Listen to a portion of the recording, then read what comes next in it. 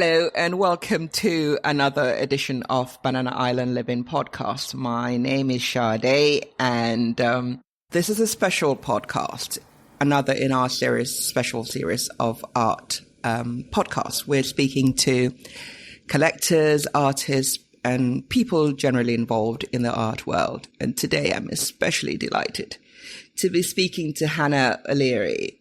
Hello, Hannah. Hi, Sade. Thank you so much for having me. Hannah has been an incredible guest, not least because we've had so many problems with this recording and she's stuck with it. And she's got a great sense of humor. So you're practically Nigerian already, Hannah. It's not the first time I've been told this. Yes. Well, I'm glad you're our guest today. Hannah is the director and head of sales of modern and contemporary African art. And my very first question to her is, how did she get into African art? And she said, I get asked this a lot. So Hannah, I'm joining the list of people who ask you the same question. No problem. So it's a great question. I think people see this white Irish girl and they wonder, how did you end up in this area? I studied history of art at university, the same way that history of art is taught at universities all over the world, with a very, very Western focus. I don't think we talked about Africa once in 4 years. Well, I did wonder about that. And maybe we'll get onto that a little bit later, but it's one of the main problems or one of the main restrictions to the growth in this market is the lack of understanding and knowledge internationally of African art history. And it is a part of the global art historical story. So after university, I went to Australia. I worked for Sotheby's in Australia. I had studied there for a little while and realized very quickly that the art world was really centered in London and New York. And if I wanted to be in the kind of beating heart of everything, I needed to be back in London, back closer to home. So when I moved to London, I joined Bonham's Auctioneers. My background in Australian art helped me get a foot in the door there. And I worked in a department called Travel and Topographical Pictures. So I was the specialist in charge of those auctions. Those auctions included, it's a very archaic term. Historically, topographical pictures were paintings of the New World by Western artists. Right. So, or artists who went on the Grand Tour, or tourists who went on the Grand Tour and would buy a souvenir. So if you went to the Middle East, if you went to Egypt, if you went, you'll get a little pyramid. Further afield, you would buy a little watercolor or buy an oil painting. That was kind of the traditional topographical pictures. Yeah. But that sale came to encompass anything that was any art that wasn't from Europe. So I was handling Australian art because of my background in it, but also Latin American art and African art, and which was really exciting for me. Well, I was just going to say, how exciting. It was. And, I mean, looking back now, I was covering most of the globe. Gosh. But that was really anything that didn't have a standalone department. So we have, in the auction business, we have these departments that specialize in, Impressionist art, contemporary art are the big ones. But we have departments for Scottish art, Irish art, Swiss art, Greek art, Russian art. We have all of these local and very specialized departments. And then the rest of the world that is not covered up. Right. There wasn't really much expertise or a kind of dedicated market or people who were focused on building the markets for huge swathes of the globe. So it was within that context that we were selling African art, specifically South African art. This was back in 2006. Because that was the one that more people knew about, wasn't it? Well, that was one where there was a domestic market in South Africa. Yeah. Sotheby's were actually present in South Africa at that time. Gosh. And there was a lot of wealth creation. South Africa had a booming economy at the time. Yeah. And a lot of wealthy expat South Africans around the world who were interested in collecting, a piece of home, some South African art. So we held this sale dedicated to South African art. The first one was in 2007. And it was really experimental. We didn't know if we would be able to put together a sale, and we didn't know if it would be a success. So whose idea was it to hold that auction? So that was when I was with Bonham. It was I mean, while I was there, I worked on all sorts of different categories of sale, including Australian art, which had been my background. But the South African sale, it could have been a one-off. It could have Yeah. just been, I did lots of one-off sales at the time, but it was hugely successful. And very quickly we were holding 2 sales a year. And I stayed with Bonhams for 10 years, and that market grew and grew and grew. And out of those, a couple of years later, in 2009, I still ran those topographical sales, and we were still selling art from other parts of Africa in those sales. And we started seeing, I consigned a couple of Ben and Womu works, and they hadn't been selling very well. In international sales, people really didn't know who he was. No. And then Yeah. we were putting them in the prices for Ben and Womu went from kind of £1,000 to £30,000 very, very quickly. Gosh. And we started having these requests from our Nigerian collectors saying, "Oh, you have a South African sale, why don't you do a Nigerian sale? There's a really interesting market here too." So we thought, well, we won't be able to do 54 different sales for 54 different African countries, but what about doing a sale that encompasses the whole continent, and we can see beyond those borders as well, where the interest lies on the continent. So, and you can get a measure of the market. Exactly. So we had our first African sale in 2009. I mean, that sounds so recent, but it also feels like a lifetime ago. Well, I was just going to say it's a lifetime in where things have moved on to, especially in the last 2-3 Well, years. that's what I was going to say. Back in 2009, I think that first sale, the sale total was about £100,000. I mean, there's no money at all, really. And the market has grown and developed so much since then. So I was with Bonhams for 10 years in total. I was head of department from 2010 to 2016. That was a quick move up for you. Well, I mean, I've been part luck and part you make your own luck, determination. Hannah. You make your own luck. Well, you're not wrong in that I've kind of built my career alongside building this market, and I didn't do it single-handedly. I would never claim to, but there is a nice synergy between kind of my leaving university and getting to where I am today has really aligned itself with the growth of this market. So Sotheby's, in 2016, realized that this was a market worth taking seriously, and approached me to see if I would do the same with Sotheby's, which I was obviously happy to do because they're a much bigger, more powerful auction house. Quite, and I felt like I could take that market even further, which is exactly what we've done. We had our first sale at Sotheby's in 2017. 2017, and we were instantly the market leaders. That was at that time the biggest sale of African art ever held, and we've kind of maintained that momentum ever since. So it's been phenomenal, and I hope that answers your very first question: is how did I get into it? I kind of fell into it, but I love it. No, but I think it's because you were in love with it and your passion. Well, I couldn't do it. You wouldn't do it if you weren't. It didn't at the time. In the early days, it made so little sense. There was so little money involved. So few people were interested. I spent years telling people what I did, and they would say, "Oh, that's very niche." I thought, I don't think a whole continent can be called niche in any circumstances. Yeah, well. You go to a dinner party and they say, "Oh gosh, you're really brave," or something like that. But now people are fascinated, and actually it's really refreshing. I was at an event last night, a fundraising event, and first kind of art world event I've been to for a long time, and I said what I did to people I don't know. And they were able to hold a conversation. They knew some of the artists. Oh, wow. They knew that it was a hot market, and I just thought how refreshing. Everything has changed in the last few years. Now even I have heard of you now. I mean, that's true fame at last. Plebs like me actually know who Hannah. I mean, I should caveat everything I'm saying with, obviously I'm based in London, and when I'm talking about the African market, I'm talking about the kind of international market. Yeah, I would never pretend that there's obviously been a collector base in Nigeria for a very, very long time, and those are some of my most closest and most important clients are the ones who have been collecting for decades, and their parents collected before them. And, a lot of the art that we sell dates from the early to mid 20th century. So the fact is that there's been a contemporary art market on the continent and in Nigeria, since time immemorial, really. So it's the international focus or the international attention. Yeah, people have woken up to it a bit more now. Exactly.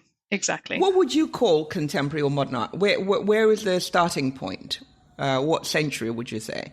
Well, I think that's a really tough question. I mean, as I mentioned earlier, I studied history of art at university, and you're taught it in such a Western manner. And what divides the movements is actually usually today we think about it in terms of the world wars. So pre the First World War would be modern, and then kind of post the First World War obviously changed everything in Europe and in North America. So usually that's the dividing factor, pre-war and post-war. That doesn't really, you can't really translate that to Africa. No. And also, I'm reading, I don't know if you've read Dan Hicks's The Brutish Museums, which came out this year, which is all about the British siege of Benin City and the looting. Oh, yes. What happened to I actually listened to a podcast about it. I haven't read that book, but I listened to a podcast talking about it. There are a couple of really interesting books about it at the moment. It's something I'm trying to school myself in. But, what was that? 1896, I think. Yeah. I mean, to me, that's a real turning point in Nigerian history or West African history in particular. And that I often think of Nigerian art and African art in terms of the colonial period, right? There's the pre-colonial, the colonial, and the post-colonial. But that's when they discovered what had gone before, wasn't it? So what I wanted to do, and one of the reasons I think that it's a crime to leave African art history out of Western art history, is when those bronzes were brought to London and Germany and Paris and exhibited to the world, and they were put on exhibition very, very quickly, that had an instant impact on the art world in Europe.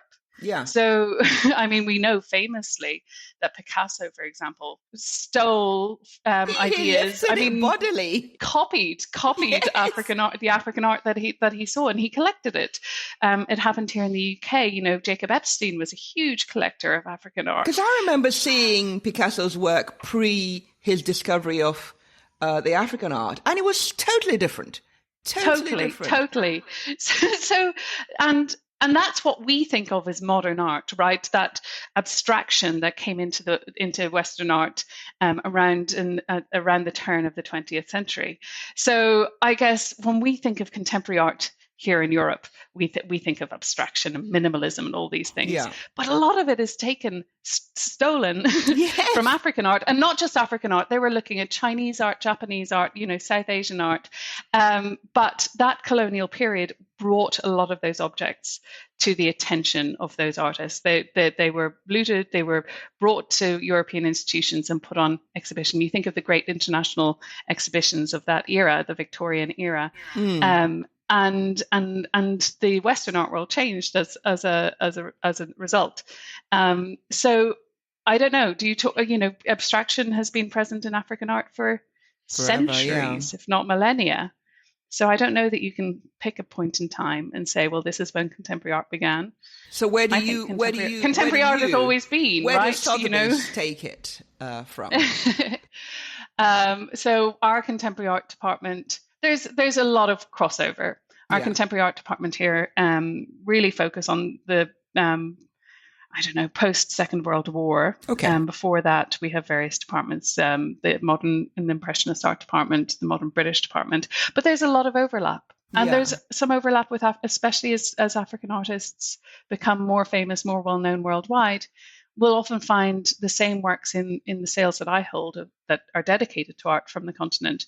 A lot of those artists are also seen in our print sales, photograph sales, contemporary art sales, even in our modern British art sales, because a lot of those artists, a lot of the, even Ben and Womu, some of the Nigerian masters lived and worked in the UK at one point or other. So there's a lot of overlap. Yeah, quite. And what are prices like now? I mean, could I aspire? Could a non-trust fund babe aspire to a good piece? I mean, like I wouldn't even Yes, think of Banana. I will say absolutely yes. The thing is that it's hard I think it's hard maybe for your listeners to swallow that, I sit here in Sotheby's and I sell works for millions of pounds a piece. And that's exciting because that also links to the appreciation and Of the other works, yes, yeah. Of the work of those artists and the elevation of them within the canon. But the fact is, and always will be, that there are pieces that are being sold today for a huge amount of money, especially by younger or contemporary artists, living artists, that only a few years ago were very affordable. And I get this question every day. Oh, I should have bought that. What should I buy now? Yes. And it's really a question of relying on your eye and your gut and buying what you love within your price range. Yeah. Not thinking about the investment, but also not thinking about is this the most important piece, or buy it because you love it. And I started buying art. I started buying prints at £100 a piece, and you can often buy works, especially editions, prints, ceramics, photographs, by well-known artists, especially if they're in larger editions, editions of 200, 300 for very affordable prices. So that's a great way into buying. Well, for people like me who, I mean, I'm totally untutored, and I have a confession to make, and I made this to the artist I spoke to last week. I used to buy art because it fitted with my decor. Do the colors work in my room? And then after some time, I would say, gosh, I really like how this makes me feel. And then I would look for more work by that artist. So even for plebs like me, that would be an entry. And then, I think that's interesting. I think a lot of people buy art that way, and a lot of interior designers buy art that way. And I would argue that you should think about it the other way around. I think find the artwork that you love, and you can plan your decor around it if you need to. Start with the art and then match the sofa, not the sofa. Well, the thing is that art exists. I think art exists is inherent to humankind. I think that you'll find talent and art in the top of the most the tallest mountain, wherever there are people, there is art. There's a expression, need to isn't express it? ourselves, and there's a need to react to other people's expression.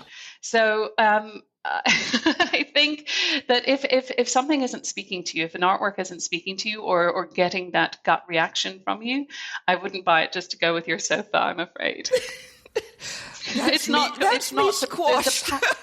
I'm sorry, I didn't mean to offend you. No, I think there's real power to art, and once you discover that, that's so exciting and addictive as well. I think most people have something on their walls, whether that's, I don't know, poster or whatever. Family pictures, and those are selling quite well, like the old, portraits of the African photographers in those days. I went to an exhibition in London not too long ago, and there's this Malian. Malik Sidibé is probably the most famous. Yes. Or there was one of his contemporaries, Seydou Keita. Yes. But that tradition of studio photography was really present all over West Africa. So Absolutely. Mali, maybe most famously, but also Ivory Coast. And then in Nigeria, you had J.D. Okai-Ojekere. Absolutely, yes. Probably the most prized, who set about kind of documenting this moment in time. I think that he was working mostly around the late 50s, early 60s, a time of great social and political upheaval. Change. Yes. And he set about trying to document, he took one theme, which was hairstyles. He took several thousand photographs documenting women's hairstyles of that era with an eye to this tradition may disappear. Because everything was changing. Fashion was changing, how people dressed, how people thought of themselves. Nigeria was changing rapidly at that time. And they are the most exquisite photographs. I love West African photography. I think that's... Well, and if you had those, or your parents had those at that time, just think of what you've got, a piece of history and an amazing piece of art. They're incredibly collectible, and also, not necessarily expensive. They can be quite affordable. Yeah, no, I love photography is a great way of collecting. Now, if you're say in Nigeria, you want to start, you want to collect, you want to buy from Sotheby's, is that possible? Or where would you, I mean, I've got my money. I know roughly, you've taught me what I need to do and how to start, go with what you like and all of that. But how do I practically do it? Oh, it's so easy. I one thing that we have fought against for the last many years is the idea that Sotheby's is exclusive, that you need an Quite. invitation to come Yeah. in, that you need to be Well, I grand. certainly had that. Absolutely Yeah. not. Well, first of all, before you even think about spending money, um, our doors are open to the public every day of the week, and we have the most amazing exhibitions week after week after week. I didn't know Our that. African art exhibitions, absolutely. So the exhibitions that we hold are always free and open to the public. You do not need a ticket or an invitation, or you We don't need have to a pay date, to come Hannah. in. I will be there. Yes. And we have, I mean, we have our two African auctions a year. So we have two amazing contemporary African art exhibitions per year. But we have, honestly, any day you come into Sotheby's, you'll see something wonderful, whether it's, I don't know, a 50 million pound diamond or a car or, a wine collection or impressionist art. Or I mean, last week we had our big summer sales, which I was heavily involved in because we had works from the African continent. We had works by Yinka Shonabara and Gosh, Chris Philly and Magdalena Odundo and Wangechi Mutu from Kenya, but they were hanging alongside works by Monet and Picasso and Damien Hirst and Jeff Koons. It was really the most amazing fantastic. exhibition and a really exciting way And to was kind of that be free open to to the go public. into? Always, it's always Gosh, free, I I had promise no you. idea. And people don't, and even if you can't get to our galleries, and I hope everyone when they do come to London they do, it's all we have so much content online on Sotheby's.com. So the exhibitions are there, videos, editorial articles. There's so much information, really juicy information. And I hear you hold evening classes as well?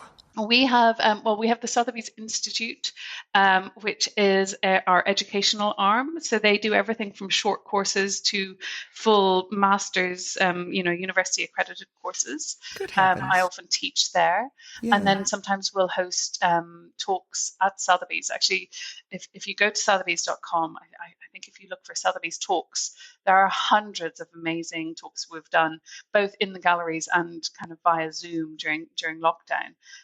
So there's so much content and ways to access and view art without even having to buy it. But obviously, coming to your back to your question, but Yeah. we do encourage and try and make it as easy as possible. Most of our sales are, well, all of our sales are online. Most of them are the easiest way to purchase, and what the vast majority of our buyers do is bid online, and it's as easy as going to Sotheby's.com and clicking on, I think it's log in or register, and registering your email address the same way you would, I don't know, with Amazon, with eBay, with any of these big e-commerce websites. What, do you put your money down or you create an account and you check that You this person create an really does have the account. money? Yes. You create it. If you created an account, you can sign up for alerts and invitations. That's just a basic signing up with your email address and creating a password. When you decide that you're ready to bid on something, then you do need to be registered for an auction, and we do need to take some ID details. I was So just going to say, how do you know I'm kosher? And I'm not right. bidding on a whim. Well, we try not to be too invasive, but if you decide that you want to bid in the sale, I would encourage people to try and register, especially if it's your first time. A few days before the sale, you will be contacted by. I think it'll automatically come through with a request for you to upload proof of address and a photo ID. And usually that's enough to get you bidding. For some special sales, there's a it varies from sale to sale, location to location, but over a certain level, Yeah. if an object is of a certain value or above, then we do additional bank checks. but it's really not too invasive, and you don't need to put, the money down first. You put your credit card down and say, "Go on, hit me."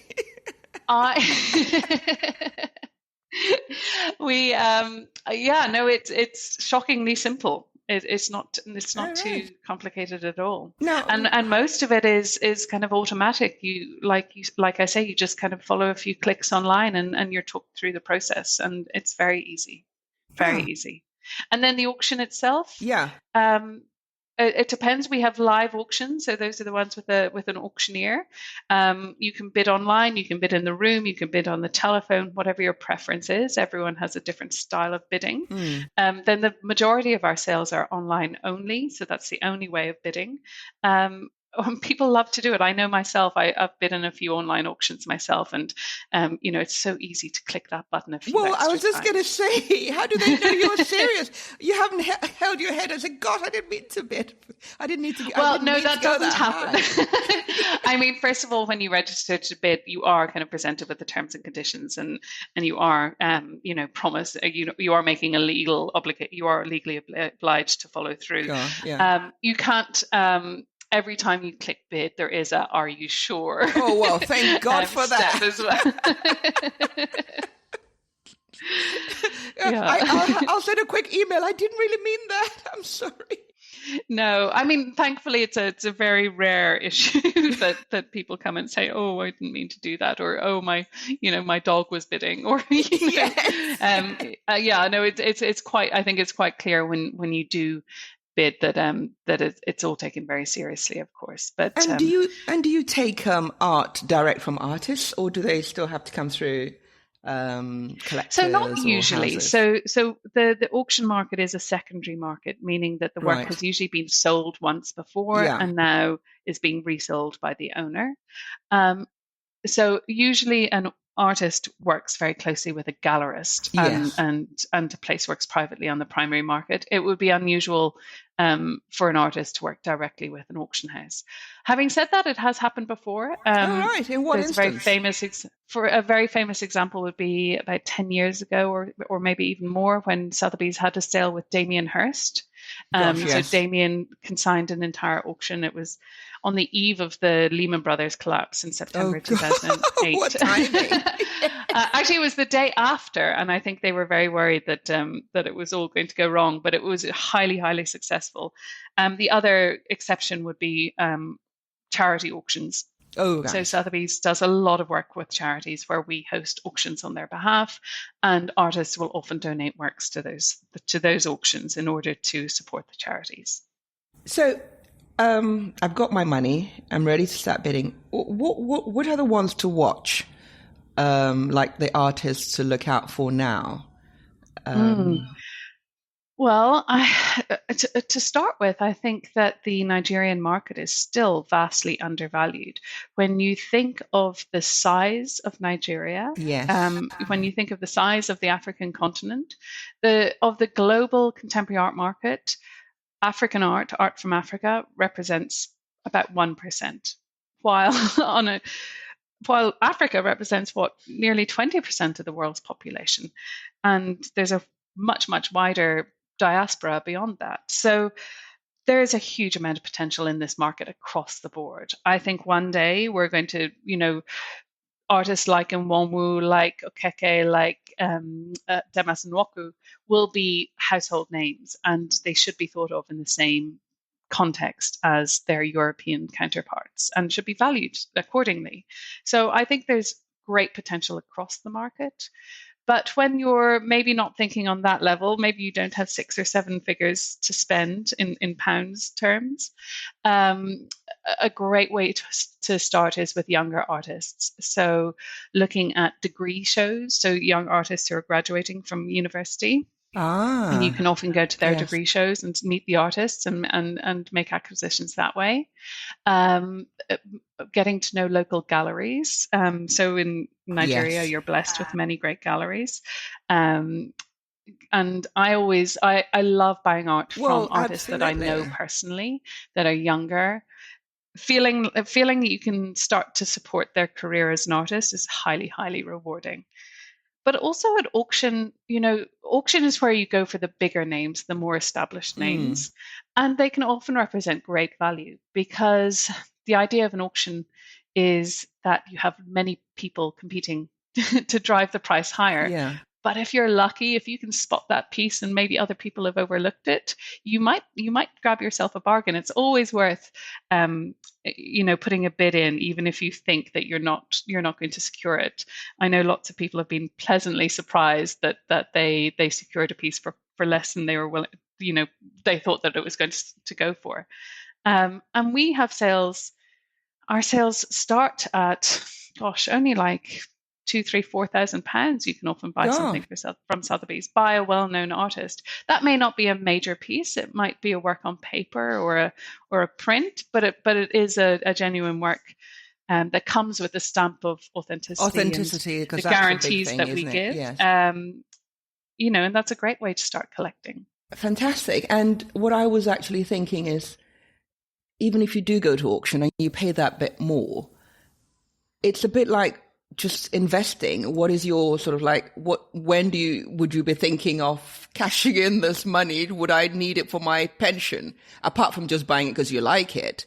If it's an established artist and you get a good price, hey, if you want to sell it 10 years down the line because you need to. Right. And that's the difference between the older, more established artists and the younger ones that are coming up. So if you look at the artists who are in their 50s, 60s, 70s, even the ones who have since passed away, you can see the trajectory of their career. You can see that they are in major collections, both private collections, maybe in museum collections. They have, books written about them. They have famous curators who support their work. That, to me, kind of is a sign of a solid investment. If you're going to buy an artwork by an 18, 19, 20-year-old, we don't know. We don't know what way their career is going to go. Obviously, there's a higher risk involved, and like any investment, there may also be a higher reward involved. But then you also got a longer time that you might want to realize your investment. So that's a good call to make. I think we always encourage people to buy what they love. That has to be the primary reason for acquiring a work. Yeah. If it doesn't go up in value the way you had hoped it would, at least you got some enjoyment out of it. Yes. I wouldn't encourage people to buy artwork with a view to selling it. No. And the primary reward, the primary dividend is that enjoyment, and the financial investment really comes I absolutely agree with you, but I'm also one of those who watches Antiques Roadshow, and these people say, I would never sell it. I would never sell it. It has sentimental attachment. And then they hear the price and they say, oh, okay. Right. Yes. Well, you make a really good point. I have to say I collect in a very small way, and I'm an auctioneer. You would think that I always think about reselling, but everything I buy, I never intend to sell it. But of course, if you turned around to me and said, oh, that piece you spent £1,000 on is now worth £100,000 or £1 million, yes, I would think twice about that. Of course I would. I would think, how much do I really love it? I've got a medical bill, and you just think. And absolutely. And people sell for all sorts of reasons. Absolutely. You've hit on one of them. Often people have, you need to raise cash. They need to pay, I don't know, medical bills, school fees, a roof over their head. Absolutely. It's not always a negative reason as to selling. Often that one artwork will pay for something wonderful. For something really, really useful and really life-changing. So it's important to bear that in mind. Now, this is a bit that I like, and you might not be so keen on. That's when I get to know you. So, Hannah, tell me one thing that you still want to do. You want to cross off in, Yeah. Do you mean professionally or anything? Or professionally, personally, before you kick the bucket. Your desert island one must do before I actually get dumped. Yeah. So one ambition I have, which is not professional at all, is I really want to climb Kilimanjaro. No. I do, but it's one of those things which I think. I'm quite fit. Oh, good. But do you know one of those things where in your head you think, oh, it'll be easy. I'm sure I'll be the fastest and quickest up there. Yes, I'll set a world record. And part of the reason maybe I've been putting it off is that probably isn't the reality. But that's something I feel like, one of those life-changing moments. I think it'll be fantastic. If I can make the time to do that. Yeah, no, that's been a dream of mine for a long time. I know a group of friends who went to do Aconcagua, and they wanted to do it without oxygen just to get in their record books. And they totally underestimated it, and they failed spectacularly. But we dined out on the experience for a long time. So even if well, I have two friends who climbed Kilimanjaro at a time when I couldn't do it. And one of my friends is incredibly fit and runs marathons and triathlons, and she couldn't make it to the top. It's incredibly, I mean, people think it's only Kilimanjaro. But also it doesn't always have to do with fitness, does it's it? Not, I think people get altitude sickness, which is beyond your completely beyond your control. One. Yeah. And then her partner, who doesn't work out and is a chronic smoking addict, sailed to the top. He had no problem. That is galling. I know. But I think that would be a really, really special thing to do. Well, I'll talk to you once you've done it. Okay. Oh. Yes, that's a day. Give me a few years, yes, I think. Yes. Now, are you Sunday morning chill or church or coffee or running or whatever? What do you do Sunday morning? Chill. Sunday mornings are my special don't bother me time. Yeah. Sit and smell the roses, a long coffee. Yeah. Gather my thoughts and my energy. And plan your assault on the art world from there. Exactly. And although I'm not a regular churchgoer here, I'm dying to go to a church, a Nigerian church one day. Well, I think you'll enjoy that would be it. A very different experience. I think when you come to Lagos, we're going to do a church shopping exercise because there's so much choice, And I've done them all because I'm looking for a spiritual home. Well, I feel like I could be more spiritual there because British and Irish churches are very dreary. Yes. It's a chore, a painful chore going to a church service. You have to say, I want to do this. It doesn't move right. you. Yeah. And my Nigerian friends think and approach church in a very different way. So I think you'll enjoy it. I'd enjoy a lot. Just go to a few and then do your spreadsheet. Go shopping. Spreadsheet. I like it. And I said, what do I like here? What do I like? Okay, another date. So who do you think this is your top person? Who do you admire most? It could be anybody, politician, artist, whatever. Well, I work in a field which is so exciting and things are happening rapidly, changing rapidly. And African artists are finally getting, some of the credit and respect that they deserve. And I feel like so little of that has to do with me, but the people who came before me. So one of my greatest heroes is BC Silva, who, among other things, was the founder and director of CCA Lagos. And she died a couple of years ago, far too early, kind of still in her 50s. It's heartbreaking. Heartbreaking. I'm still torn up about it. And we lost her around the same time as Okwe Wezor, another kind of trailblazer in contemporary art for Africa, and kind of amazing pioneers and advocates for Nigerian art. So, BC would be my number one hero. I was on the last flight she took when she was going. She was going for her last medical treatment. Mm-hmm. And I saw her because I'd just been to CCCA the week before. And then I said, we must stop meeting like this. And she had a headscarf on and something on her neck. And I thought, Bissy, what's that? She didn't go into detail. It was later on that I heard that was the last trip that she made. And it was so heartbreaking. She was incredibly discreet about her illness. She never said a word about with it. Very. I don't think I could have been that dignified.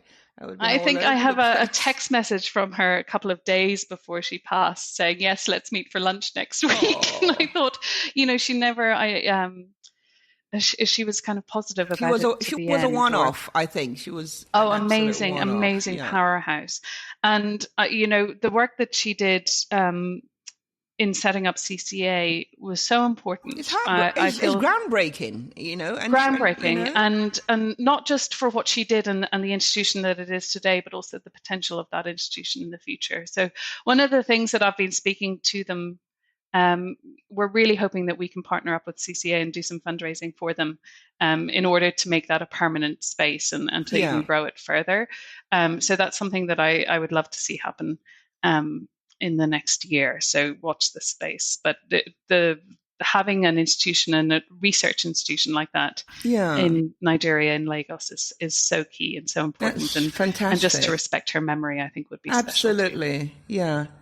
And what are you reading at the moment? I am reading. Well, I already mentioned The British Museums by Dan Hicks. Yes. So I usually have a one fiction and one non-fiction on the go. Okay. So the fiction book I'm reading at the moment is The Godchild, which is the debut novel. I think it's her debut, by my friend Hannah O'Leary who is a amazing Ghanaian polymath. She runs a foundation called ANO Ghana, and she wrote this in her spare time, and I don't know how she did it, but I have just started it, and it's really, really exciting. So that's what I'm reading at the moment. Do you know, the first time, that probably the only time before you mentioned it, that I heard about her was on Twitter, on somebody else's thread, and I just thought, I must check this. But no, thank you for bringing that to my attention. I don't know if you know that saying that, Beyonce only has 24 hours in every day. I think it applies. Yes. I think Beyonce must think about this about Nana. She curated the first Ghanaian pavilion at the Venice Biennale back in 2019. She runs an art gallery. She's doing this project to write she's writing a thesaurus on Good Lord. A volume for each country in Africa, not a thesaurus, sorry, a compilation, or yeah, I've lost my words. This woman doesn't sleep, from what I can tell, but she's a great author, so I'd definitely recommend The Godchild. Well, thank you. I will be looking that up. And are you watching anything? Netflix? I'm just into the 4th series of The Handmaid's Tale. I don't know if you've been following that. Oh, right. Yes. Is that Margaret Atwood? Margaret Atwood, exactly. So I don't know about you. We were all forced to read it at school. Yes. It's great. I don't know. 4th series is yet to win me over, but I love The Handmaid's Tale. I love the book. I haven't seen it on Netflix. I would recommend it. Elizabeth Moss plays. Well, I was just going to say, I'm always conflicted about seeing the adaptation to screen and how I would feel about it. And I'd rather do one and not both. But if you recommend it, I will look. I would usually recommend the book over the TV series or the film. The Handmaid's Tale is incredibly beautifully shot, cinematography speaking. It's spectacular. No, I'm really enjoying it. Oh, brilliant. The thing I'm most excited about, I don't know when it's coming out, I don't think it's coming out for a while, is and it's another adaptation, so maybe you're not so excited. But Chimamanda's Americana, which is being adapted by Lupita Nyong'o. Is that finally happening? Because I know she bought the rights years ago. They were filming in Lagos before the pandemic. They were filming. I thought it was put on hold or something. That is probably my most anticipated television for years. Well, I'm scared. I'm scared to see that because I really loved the book. And the same thing with Half of a Yellow Sun. Oh, is it Hello? Yeah. Yes. And I wasn't overly thrilled with the book. The book is 10 times better than the film. Well, yes. So, and I'm a bit worried about this one because I loved Americana and it was my go-to book when I was looking for a gift for people. I would give them Americana. And so, yeah, I will wait and I will watch it, even just to be able to say I was talking about it. Okay. Next time we speak, I'll have to think of something that's not an adaptation. Yes. Okay, now tell me. How would you describe yourself in 3 words? 3 words only. Oh.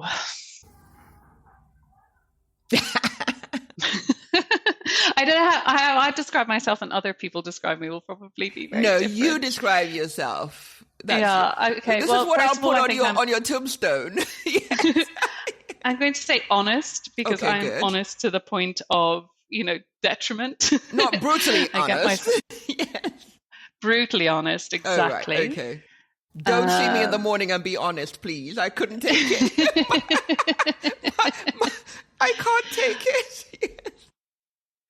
I'm very loyal, fiercely good. loyal. And, I don't know. I'm very tall. Can I say loyal and tall? Well, yeah, you could. Although, do you want another attribute? Yeah, I think more attribute than physical. Yeah. I would say you're very tolerant, because you've been incredibly tolerant with our our recording. I don't know. I don't think I see myself that way. I would actually. You've given me inspiration. I think my third word will be impatient. Patient. You're incredibly patient. No. Chilled. I won't wait more than a minute for a tube or a bus. No, but you're patient in a good way, in the things that matter. Patient can be laid back and not caring. You care, but you're patient in the right way, and you certainly cut me a lot of slack. So I'm eternally grateful. Yes. Okay, and this is the last one. You have to tell me a joke. Okay. You can't dodge this one. So many people try and dodge it. Do people try and dodge it? Yeah, everybody tries to dodge it. All my jokes are so cheesy, though. They're never funny. Cheesy. They're never witty. I mean, they're always kind of. It doesn't matter. I just say it. Okay, what about this one? What do you call a Frenchman wearing sandals? What do you call a Frenchman wearing sandals? Philippe Veloppe. Oh, that is good. That is grown. It was so grown worthy. It's good. It's silly. No, it's good. It's short, and it gets to the punchline quick. You couldn't ask for more. Oh, thank you, Hannah. I've had a brilliant time. Now, if people want to get hold of you, can you tell us your social media handles and how? Absolutely. So I am Hannah O'Leary. So that's at Hannah HANNAH _O_Really REALLY. And that's for Instagram and Twitter. And you do answer when we slide. I do as much as I can. Yeah. Absolutely. Forgive me if it's not instant. Yeah. But no, absolutely. Follow me, DM me. I'm pretty good at answering. Also, all of my contact details are on sotheby's.com. You can find my email, my telephone, all of that on sotheby's.com. And thank you, Hannah. I can't thank you enough. You've been an amazingly patient, tolerant, but also incredibly engaging guest, because we've had a few laughs, haven't we? Absolutely. I've enjoyed it so much, Sade. Thank you so much for having me. Thank you. Thank you for coming on. And we remind our listeners to go on wherever they listen to their podcast and subscribe, share, and give us a 5-star rating. Thank you, and bye-bye.